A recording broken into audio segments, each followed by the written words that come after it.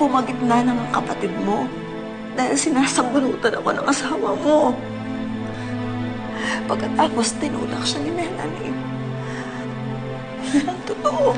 Yun ang nangyari. Sandali nga, bakit na naman ba kayo kasi nag-aaway ni Melanie?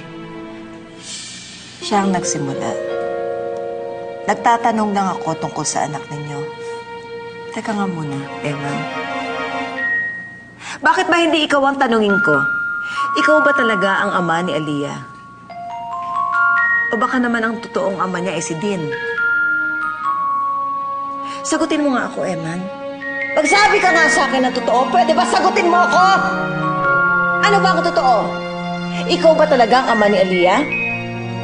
O baka naman nasulutan ka lang ng kabit ng asawa mo?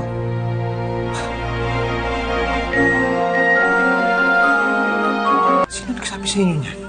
Baka may makarinig sa inyo dito, Nay, ha? Bitiwan mo. Ano?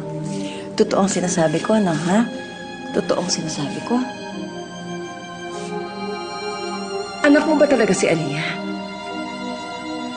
Anak mo ba talaga si Aliyah? Magsalita ka nga, Eman! Ano? Ganyan ba talaga ang kalaki galit nyo kay Melanie? Na pati inosenteng bata, dinadamay ninyo? Eman, magwawala ako dito sa ospital na to. Wina-warningan kita. Sabihin mo sa akin ng totoo.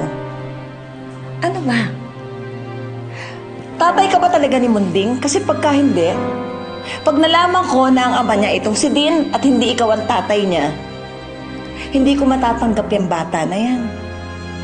Mabuti pa magsabi ka sa akin ng totoo. Ano? Oo naman.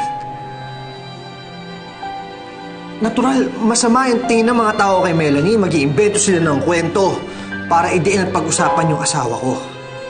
Nay, napakagulo na ng pamilya natin.